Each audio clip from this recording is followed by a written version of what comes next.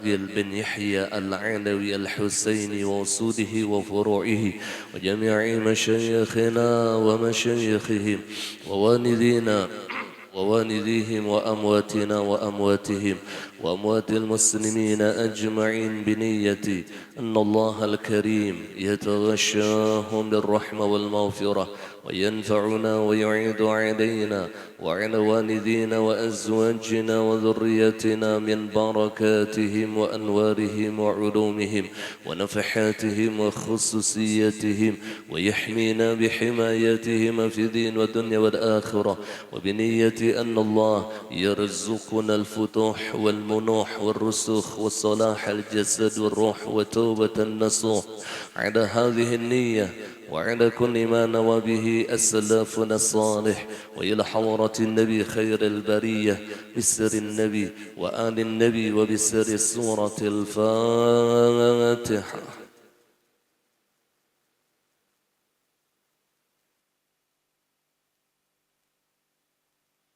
إياك نعبد وإياك نستعين. أعوذ بالله من الشيطان الرجيم. بسم الله الرحمن الرحيم. الحمد لله رب العالمين. اللهم صل وسلم على سيدنا محمد الأمين وعلى آله وأصحابه إلى يوم الدين. رب اشرح لي صدري ويسر لي أمري واحلل عقدة من لساني يفقه قولي. سبحانك لا علم لنا إلا ما علمتنا إنك أنت السميع العليم. ولا حول ولا قوة إلا بالله العلي العظيم العزيز العليم. عدد كل حرف كتب ويكتب أبد الآبدين ودهر الداهرين. رضي الله عني وعنكم وعن جميع المسلمين.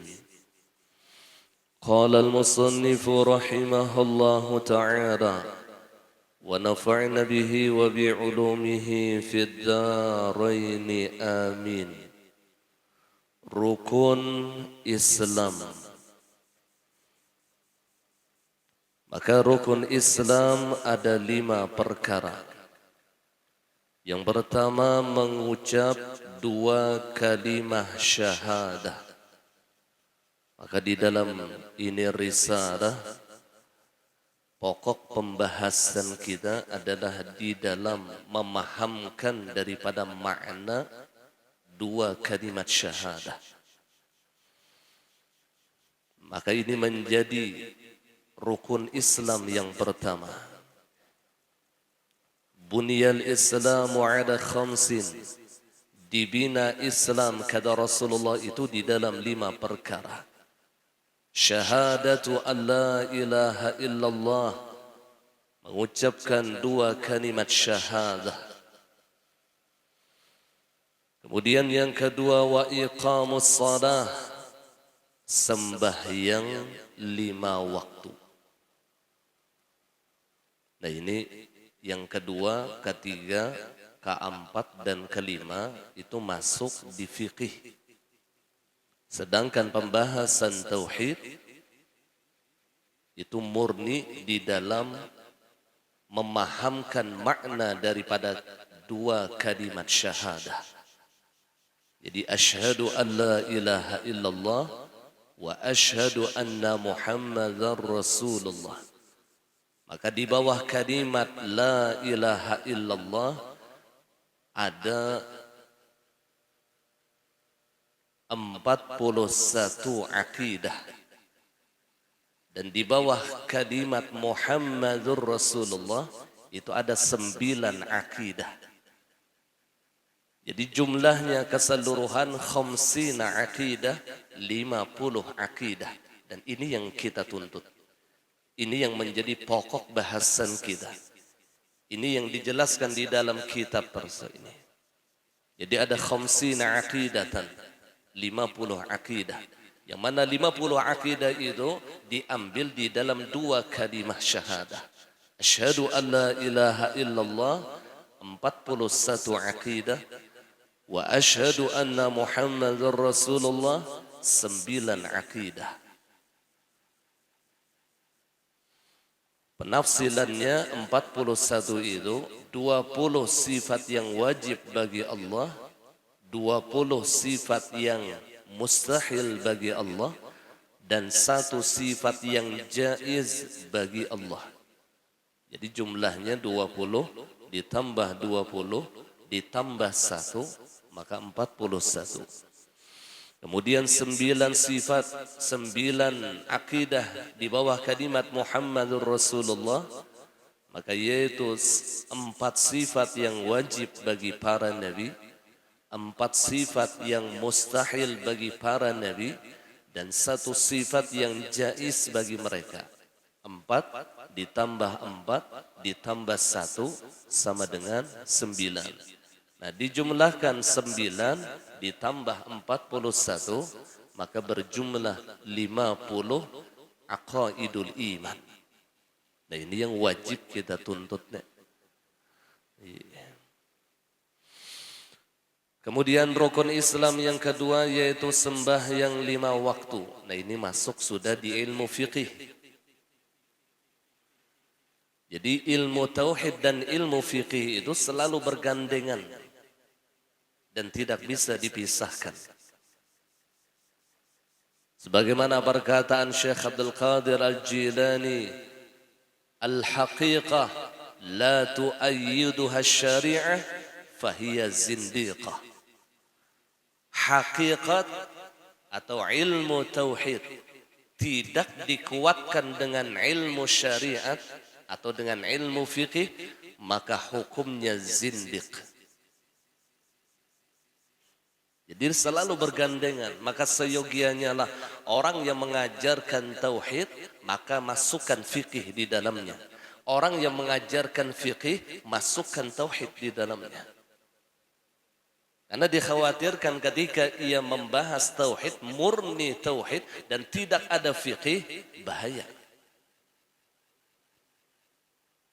Man tasawwafa bi ghairi tafaqquh faqad tazandaq. Barang siapa berhakikat, bertasawuf, bertauhid tapi kada berfikih, maka ia akan masuk kepada kafir zindiq. Wa man tafaqqaha bi ghairi tasawuf, dan barang siapa berfikih tapi kada lalu ilmu tauhidnya, kada lalu tasawufnya, maka orang itu fasik. Wa man jama'a bainahuma faqad tahaqqaq. Maka orang yang mengumpulkan antara fiqih dan tauhid, antara syariat dan hakikat dikumpulkan, maka itulah ilmu yang hak, itulah ahlus sunnah wal jamaah.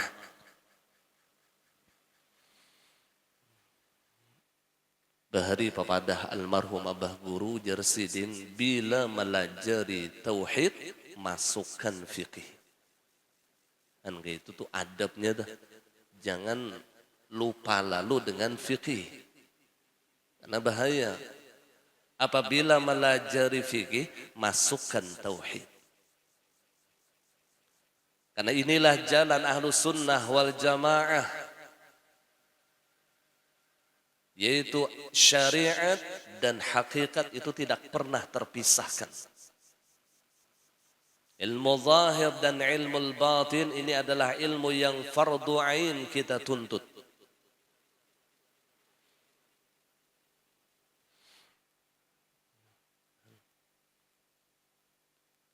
Maka rukun Islam yang kedua sembahyang 5 waktu. Ia wajib mengkaji bagaimana salat mengikuti Rasulullah. Ia wajib mempelajari rukun-rukun di dalamnya. Ia wajib mengetahui pembatal-pembatal salat. Bukan hanya sekedar salat. Kebanyakan orang di zaman sekarang ketika ia sudah mengerjakan salat, ia sudah merasa selamat. Pada salatnya bi ghairil ilm, sembahyangnya tanpa ilmu. Sedangkan Rasulullah sallallahu alaihi wasallam mengatakan kepada umatnya, "Sallu kama raaitumuni usalli." Salatlah kalian sebagaimana kalian melihat aku salat. Jadi ikutan kita di dalam seluruh ibadah, terutama urusan salat, adalah Sayyiduna Muhammad sallallahu alaihi wasallam. Siapa yang melihat Rasulullah salat? Para sahabat. Sehingga para sahabat meriwayatkan begini takbiratul ihram Rasulullah. Begini cara baca Fatihah Rasulullah. Begini ruku' Rasulullah. Begini i'tidal Rasulullah. Kemudian disaring oleh madzhabul arba'ah. Sedangkan kita di sini mayoritas mazhab Syafi'iyah. Mayoritas mazhab Syafi'i. Ini kita khususnya di Indonesia dahulu. Maka pelajari bagaimana kaifiyat salat, tata cara salat di dalam mazhab kita Syafi'i. Kembali kepada perkataan Ibnu Ruslan di dalam Zubatnya. Wa kullu man bighairi ilmin ya'malu a'maluhu mardudatun la tuqbalu. Tiap-tiap amal yang tidak dibarengi dengan ilmu, maka seluruh amalnya tidak akan diterima oleh Allah, ditolak oleh Allah.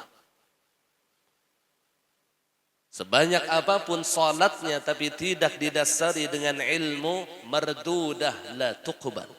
Salatnya ditolak oleh Allah, tidak akan diterima oleh Allah. Imbah mun takbiratul ihram aja itulah Allahu Akbar. Ya. Huwak itu aja sudah berita kada baik. Dimasukkannya di dalam takbiratul ihram Allahu Akbar. Pakai waw. Antara Allah dengan akbar ditambahinya waw. Allahu Akbar.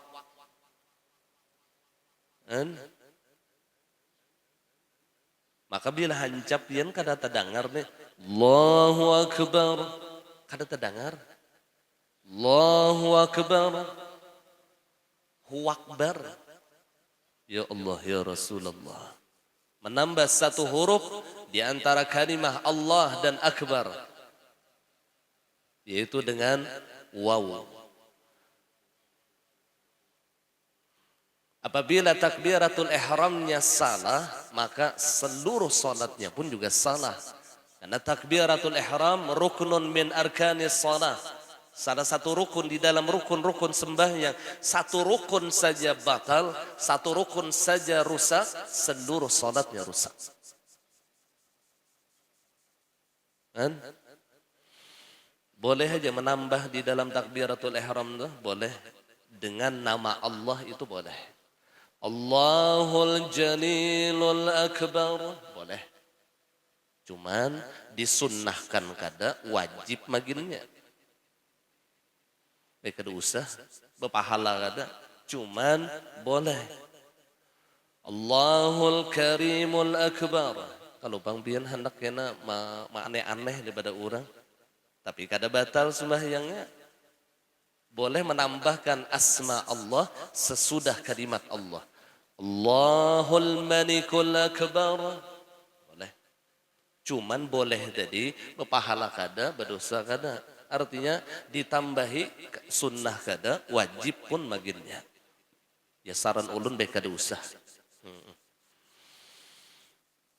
Ya ranjak manusia ini ketujuh yang aneh-aneh. Allah. Dan boleh. Tapi kalau menambahkan waw di antara Allah dengan akbar, jelas salah. Maka setiap rukun di dalam sembahyang itu ada syarat-syaratnya. Takbiratul ihram ada beberapa syarat. Membaca Fatihah ada beberapa syarat. Ruku' ada beberapa syarat. Apabila syarat ketinggalan, maka rukunnya tiada sah. Apabila rukunnya tiada sah, maka salatnya pun juga tiada sah.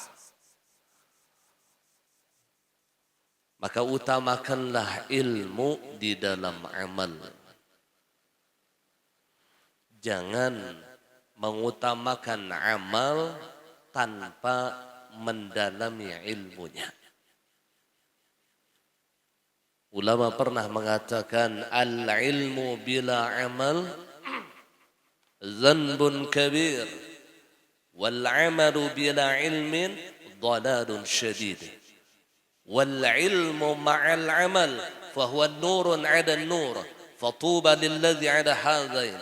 Ilmu yang tidak disertai dengan amal maka itu dosa besar.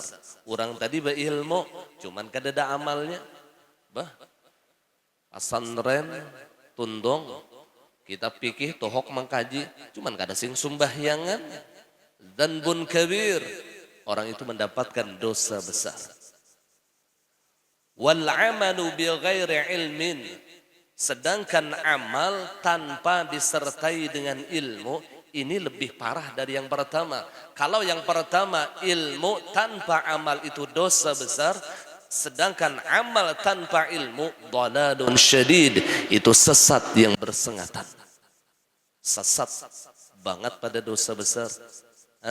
Jadi jangan dikira lah orang beramal tanpa ilmu itu bujur, sesat yang bersengatan, dhalalun syadid.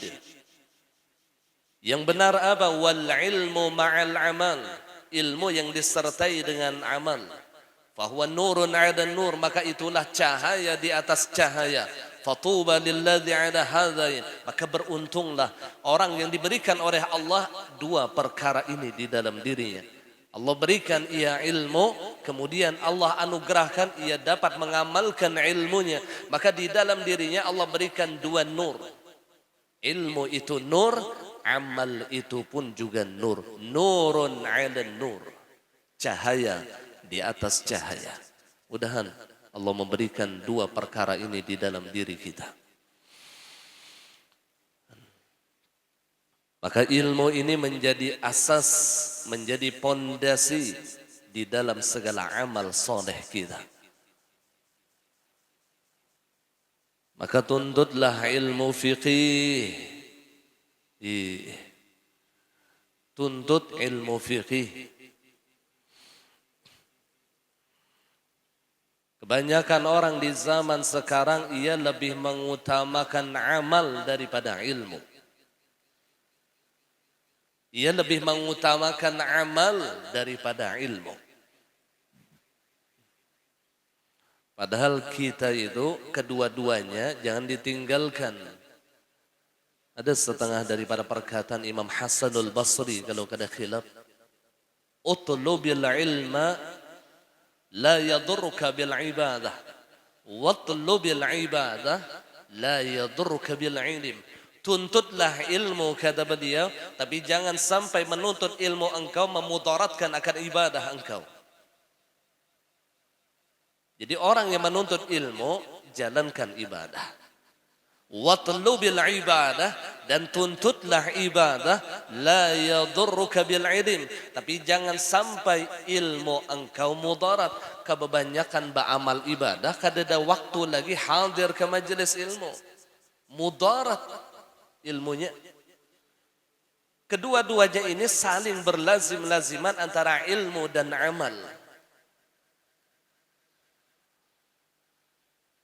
Allah.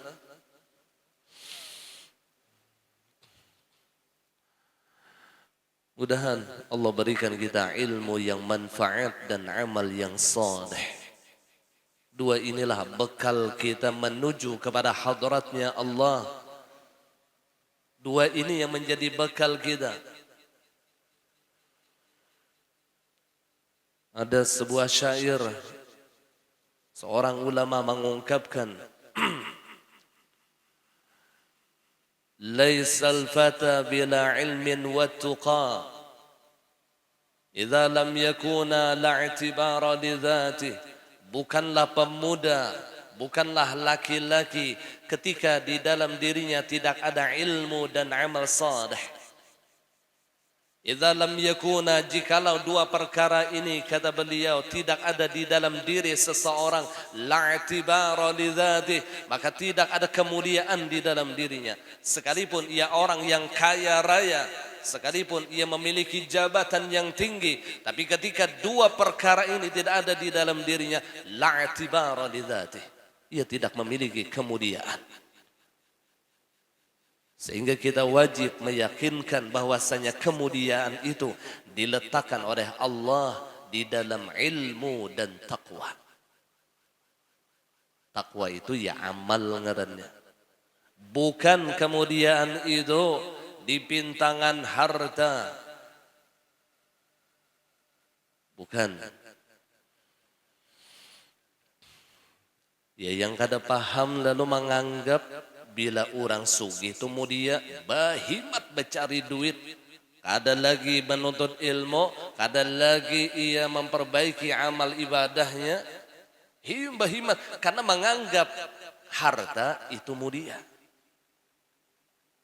Apa jauh orang wah ini mindsetnya salah sudah. Sebenarnya Al-Quran tidak pernah mengatakan demikian. Yang mulia itu apa? Di dalam Al-Quran, yarfa'illahu alladhina amanu minkum walladhina utul ilma darajat.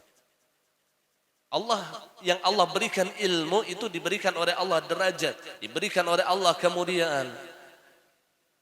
Di dalam ayat yang lain apa? Inna akramakum indallahi atqakum. Yang paling mulia di antara kalian di sisi Allah adalah orang yang paling banyak amalnya.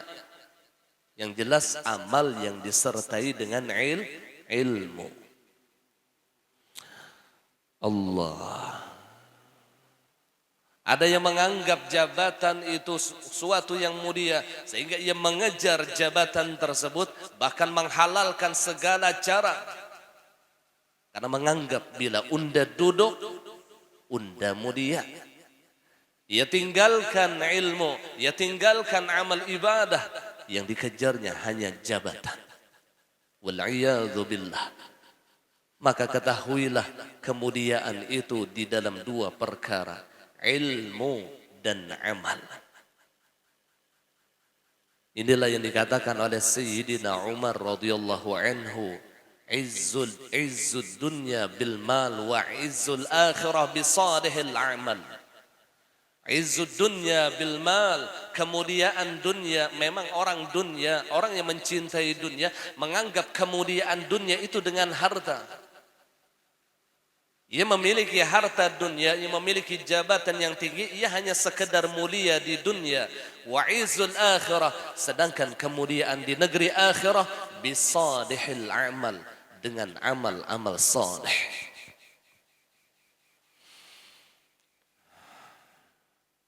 Mudahan Allah selalu memberikan taufik dan hidayah kepada kita. Semoga Allah memberikan waktu kita untuk hadir ke majlis ilmu, terutama ilmu yang fardu ain. Apa ilmu yang fardu ain? Tauhid, fiqih dan tasawuf.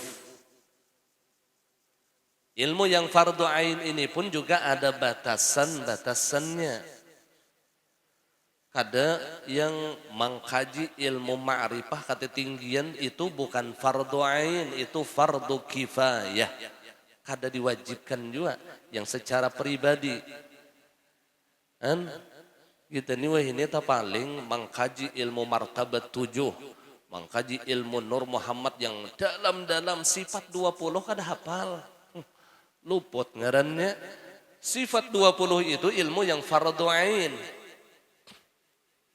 Ilmu yang fardu ain kita tuntut. Setiap pribadi wajib menuntutnya.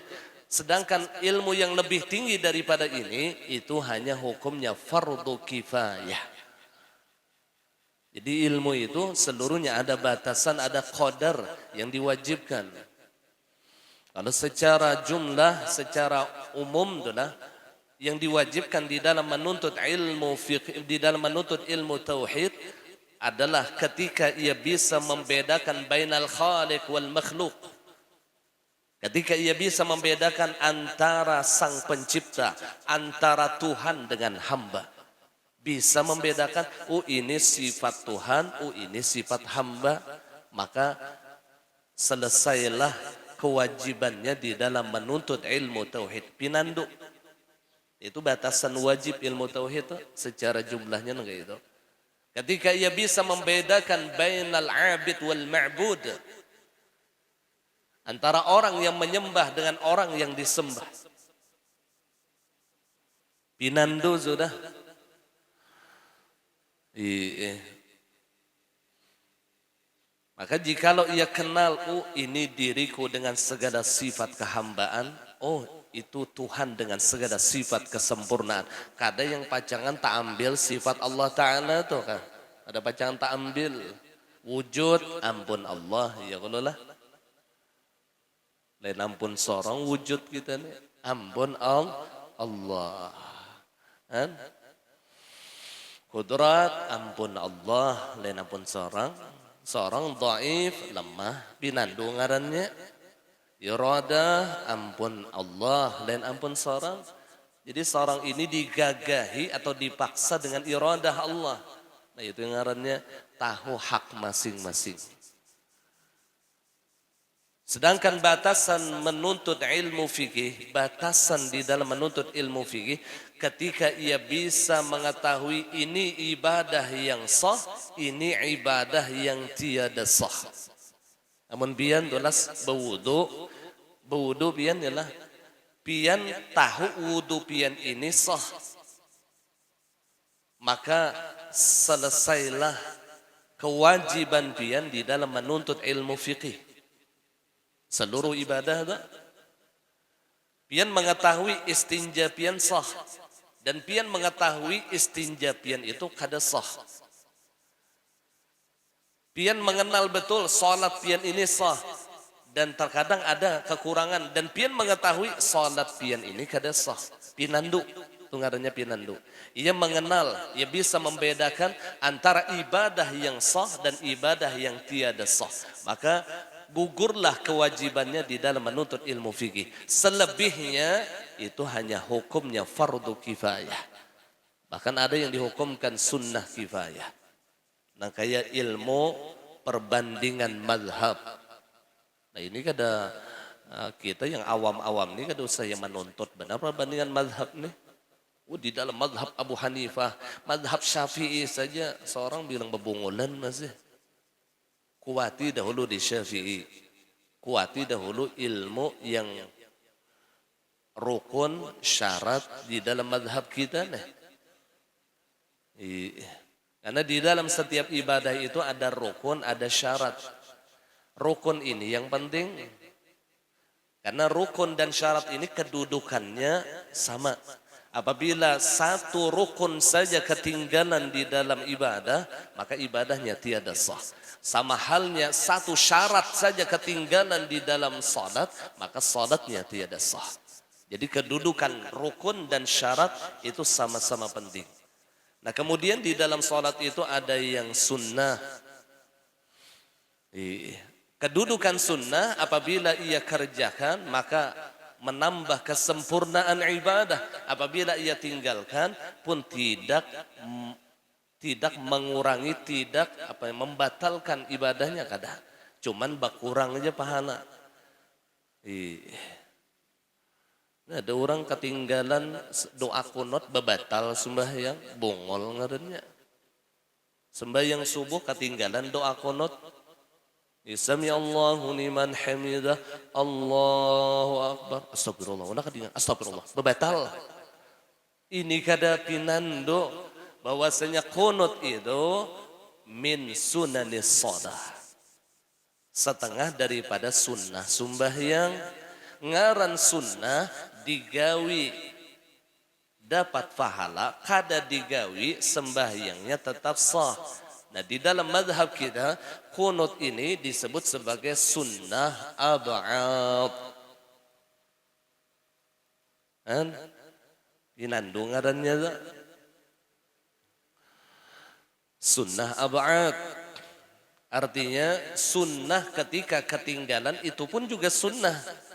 Ketika ketinggalan doa kunut sunnah perhatikan ditambal dengan sujud sahwi. Kalau kada ditambal jualan sujud sahwi sah aja subuhnya. Aduh perlu dipermasalahkan, ada perlu. Yang berkunut silahkan, yang kada berkunut kada masalah. Itu ada mazhab yang berbeda. Ada perlu dipermasalahkan. Asal jangan jadi orang nih masjid ini nak bakunut, ada jadi imam kada bakunut, nah ini jadi masalah. Karena di masjid ini sudah terbiasa bakunut. Ih, mau jadi makmum silahkan, mau jadi imam, nah ini jadi masalah. Jadi nggak perlu dipermasalahkan urusan ini, nggak perlu. Yang dipermasalahkan itu orang yang kada bersubuh, nah ini yang pas. Bakunot kada, mbah bersubuh aja gen lapas, apalagi bakunot. Ini sibuk mengurusi masalah kunut, ada yang memadahkan bid'ah, ada yang memadahkan sunnah, yang berkunut memadahkan kada berkunut salah, yang kada berkunut memadahkan yang berkunut bid'ah, kan sama-sama saling menyalahkan, wal'iyadzubillah. Yang namanya fiqih selalu ada ikhtilaf, maka jalan ikhtilaf, solusi ikhtilaf itu hanya saling menghormati. Itu aja solusinya, kada ada yang lain. Mencari titik temu kada bertamu karena beda dalil. Maka inilah kaidah daripada para ulama, nata'awan fima ittafaqna wa nata'adzar fima ikhtalafna. Ini kaidah Ahlus Sunnah. Nata'awan fima ittafaqna, ayo saling mendukung di dalam kesepakatan, wa nata'adzar fima ikhtalafna, ayo kita saling menghormati, menghargai di dalam perbedaan. Ini urusan fikih, urusan syariat. Tapi kalau urusan akidah, kita punya prinsip. Jadi akidah itu kada ada ikhtilaf, kada ada. Akidah itu sepakat para ulama. Kalau bang jar ikhtilaf ada jar kudrat Tuhan tuh jar kada salah dua, ada madakan satu aja ikhtilaf ulama kada ada. Kudrat Tuhan tuh satu doang sudah. Karena yang ngaran sifat Allah wahdaniyah satu. Kudratnya pun juga ta'alluq daripada sifat wahdaniyah juga. Satu juga iradanya satu, kada ada ikhtilaf di situ, kada ada. Jadi urusan akidah kita punya prinsip. Kada kawa diapai urusan akidah. Tapi kalau urusan fikih maka saling menghargai, saling menghormati, itulah solusi yang terbaik. Kemudian rukun Islam yang ketiga adalah puasa Ramadan. Dan ini lawas lagi lah. Ini Safar, Rabiul Awal, Rabiul Akhir, Jumadil Awal, Jumadil Akhir, Rajab, Sya'ban, dan Ramadan. 6 bulan lagi. 6 bulan lagi insyaallah. Itu gin mon hidup juga. Usia esok mati. Selesai. Puasa di bulan Ramadan, maka ini pun juga rukun Islam yang ketiga. Dan yang keempat, memberi zakat atau mengeluarkan zakat, wa ita'iz zakah, mengeluarkan zakat. Zakat ini yang wajib inilah, kalau sedekah itu sunnah.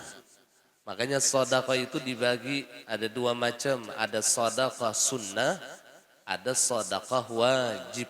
Nah, sedekah wajib itu yang disebut dengan zakat. Yang di dalam Al-Quran, innamas sadaqat lil fuqara wal masakin ila akhir al-ayah. Bahwasanya zakat, jadi Allah menyebutkan sedekah di sini dengan makna zakat. Jadi zakat itu ada 8 asnaf yang wajib menerima. Jadi kadakawa bahapal itu kadakawa. Nah, kebanyakan kita ketika di akhir Ramadan bahuruf duit hanyar, diniatakannya ini zakat, dibarinya lawan kemanakan, lawan sepupuan, lawan tetangga. Padahal itu duit zakat, maka tiada sah zakatnya. Fasid zakatnya tadi. Karena kita tidak memberikan zakat tadi kepada yang berhak menerima zakat. Nah, ini nih kesalahan yang paling masyhur setiap tahun ini nih. Coba amun hendak memberi uran tuh jangan duit zakat, duit murni, sedekah sunnah, jangan sedekah wajib. Sedekah wajib itu ada 8 golongan yang wajib diberikan. Apabila di luar daripada 8 golongan, maka zakatnya tiada sah.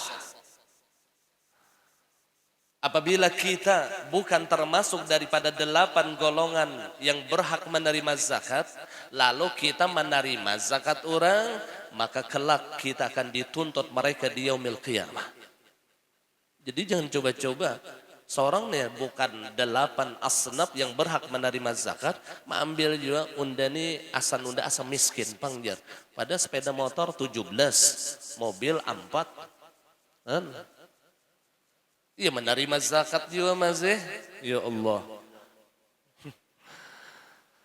Allah rajaki ya ditolak kada boleh. Rajaki apa? Itu ampun hak orang. Ada boleh diterima, ada boleh.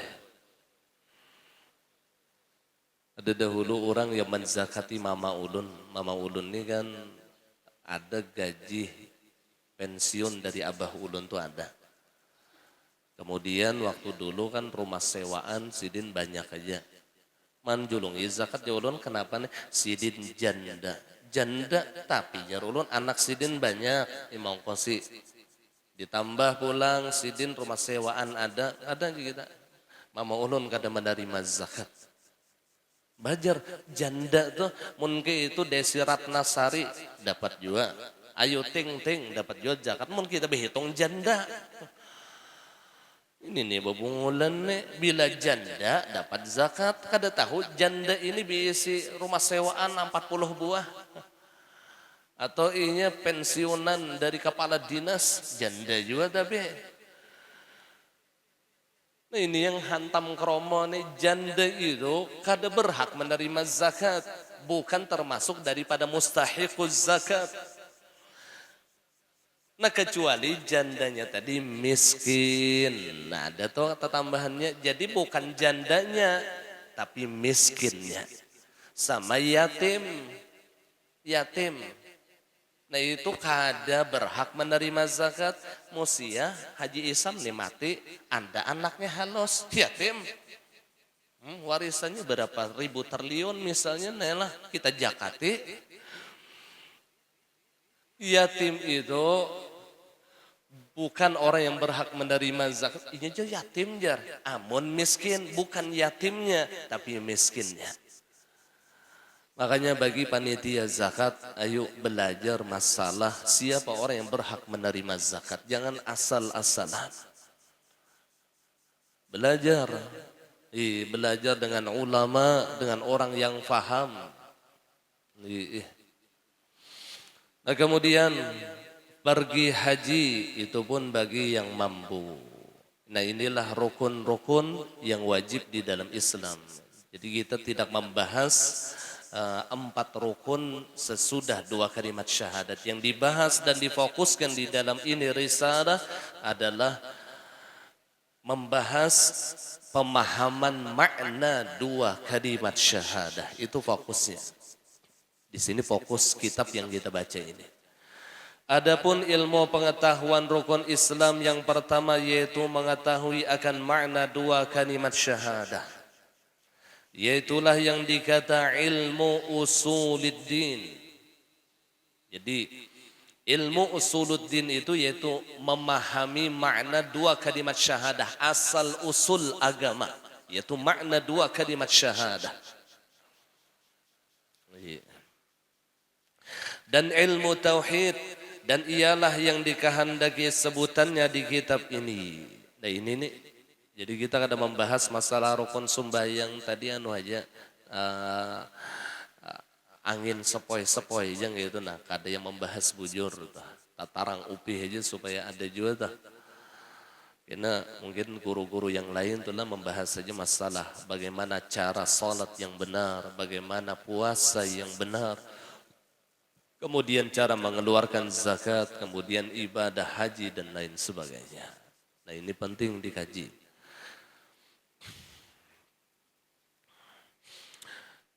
Bermula wajib atas tiap-tiap mukallaf bahwa ia mengenal pada Tuhan Azza wa Jal. 6, 2, 4. Jangan lelah. Isyarak berapa? 6 berapa? On? Oh, setengah 7 lewat 5. Oh.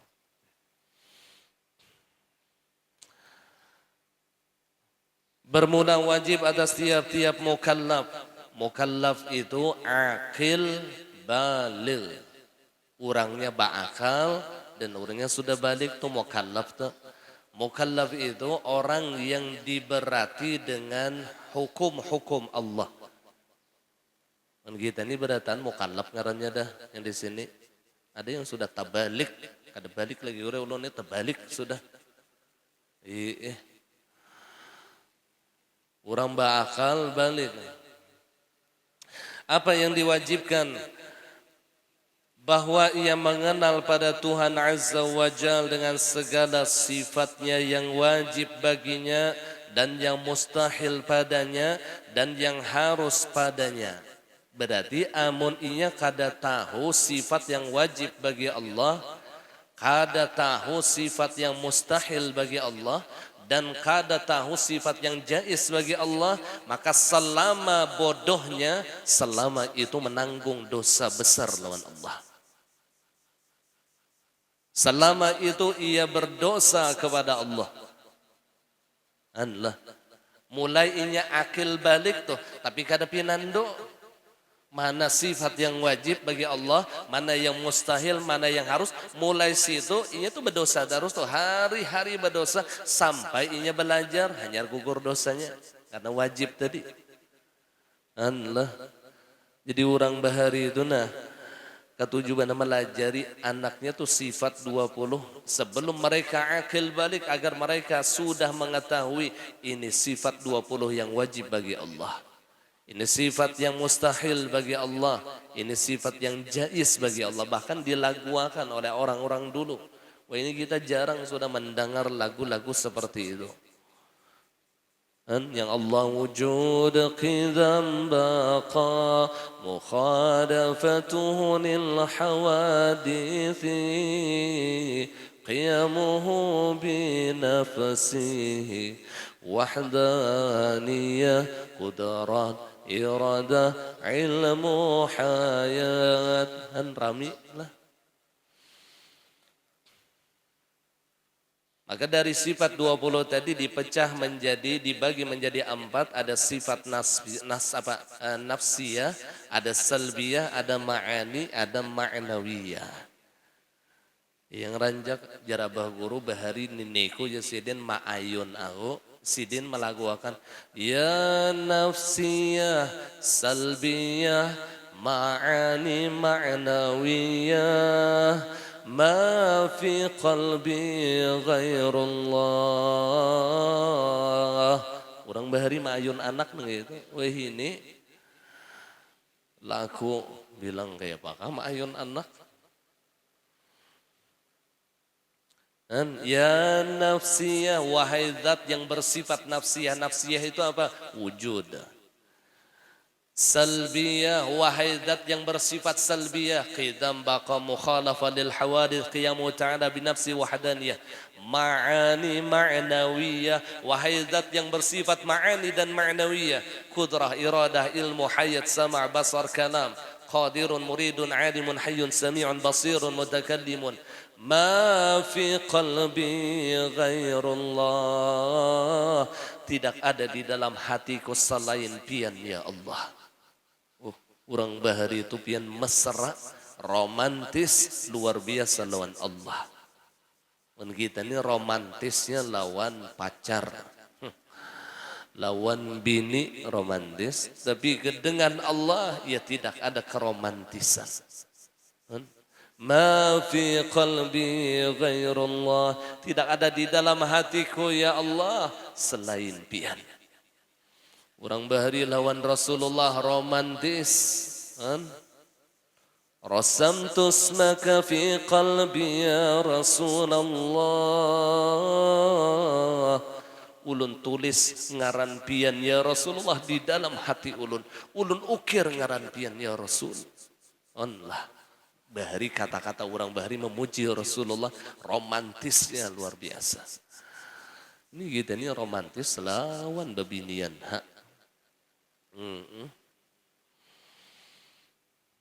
Coba mun kita tuh baca Quran kawalah romantis membaca Quran nina. Karena waktu itu kita berbicara dengan Allah, kita berdialog dengan orang yang kita cintai, kawalah romantis. Rahatan baca sholawat tulah kawalah romantis. Rahatan hadir di majelis maulid tuh kawalah romantis. Yang titikan banyu mata kagandangan lawan Rasulullah. Ini kada kalangkangan tatawa hadir di majelis maulid. Masing-masing membuka HP. Kadada bangun di masjid sini kadada, insyaallah. Itu di Amerika yang banyak. Allah. Jadi wajib kepada mukallaf akil balik bahwa ia mengenal sifat yang wajib bagi Allah, yang mustahil dan yang harus. Demikian pula wajib bagi segala rusul. Alaihimus salatu wassalam. Rusul. Kalau mufradnya rasulun. Jamaknya rusulun. Sama malaikat, malaikat itu jamak. Kalau mufradnya malakun. Dan kita ini banyak tersalah malaikat Jibril. Ya. Kan pandiran gitu malaikat Jibril. Cuman sudah jadi bahasa Indonesia bang lah. Sebenarnya malaikat itu bentuk jamak. Artinya beberapa malaikat Jibril. Kan luput artinya. Yang bujur tuh malak Jibril. Malak Jibril. Artinya satu malaikat Jibril. Malak Mikail. Karena bila tak kumpul malaikatnya hanya malaikah. Itu kalau di dalam bahasa Arab itulah malaikat itu bentuk jama'. Begitu nih. Iya tadi bang. Jadi bahasa bang sudah malaikat Jibril, malaikat Mikail, malaikat Munkar, malaikat padahal lain malaikat malak itu yang pasnya. Allah. Ada orang wahini juga yang menyambat muhrim, harusnya mahram sambatnya muhrim. Hanlah lucu juga, mau digaya Arab nih tapi luput. Kita nijar lain muhrim memadahkan lawan sepupuan. Iya bujur jam muhrim tuh orang yang beihram haji lawan ihram umrah tuh muhrim ngarannya. Yang bujur tuh kita nih bukan mahram. Itu yang pas. Hendak juga nih bahasa gaya bahasa agama nih cuman luput. Mendengar orang alim pasupan benar gitu tuh. Lain muhrim yang pasnya tapi mahram. Jadi dua ba'ading tuh samahram, jangan samuhrim. Supaya pas adalah. Tapi paham aja, paham maksudnya tuh paham. Cuman kurang pas bener ya, kurang pas. Nah kemudian, jadi wajib juga kita mengetahui segala sifat yang wajib bagi para rasul. Para rasul itu bahasa Arabnya ya rusul alaihimus salatu wassalam. Dan yang mustahil dan yang harus bagaimana yang akan nanti tersebut bahwa sekalian itu masuk pada makna dua kalimat syahadah jua adanya. Jadi seberataan itu masuk di dalam makna dua kalimat syahadah. Jadi wajib keduanya. Bilanya kada tahu sifat yang wajib bagi para rasul, kada pinandu sifat yang mustahil bagi para rasul, dan kada tahu yang jais bagi para rasul, maka selama inya kada tahu tadi, inya menanggung dosa. Selama inya kada tahu, inya menanggung dosa. Adapun ilmu pengetahuan lain-lain rukun Islam, wallahu a'lam bissawab. Tiga sini lah. Mohon maaf, minta ridha, minta halal dunia akhirat. Al-Fatihah. Iyyaka na'budu wa iyyaka nasta'in.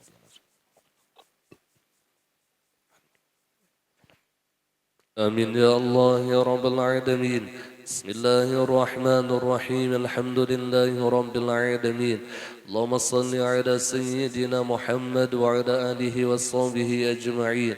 اللهم نور قلوبنا بنور هدايتك كما نورت الأرض بنور شمسك أبدا أبدا.